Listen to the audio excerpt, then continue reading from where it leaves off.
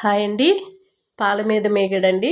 నేను డీ ఫ్రిడ్జ్లో పెట్టుకుంటాను ఎప్పుడు కూడా. బాక్స్ ఫుల్ అవ్వగానే తీసి బయట పెట్టి అది కొంచెం వేడిగా అవ్వగానే మిక్సీ గిన్నెలు అయితే వేసుకొని ఇట్లా మెత్తగా మిక్సీ పట్టుకొని స్టవ్ మీద కళాయి పెట్టుకొని దాంట్లో వేసి ఇట్లా మరిగిస్తాను.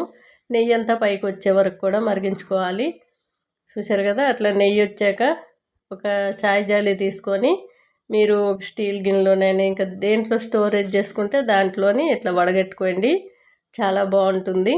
విలాచి వేసినట్టయితే, విలాచి కానీ దాల్చిన చెక్క కానీ లవంగ కానీ వేసినట్టయితే ఎక్కువ రోజులు స్టోరేజ్ పెట్టుకోవచ్చు. నెయ్యి మంచి సువాసన అనేది వస్తుంది.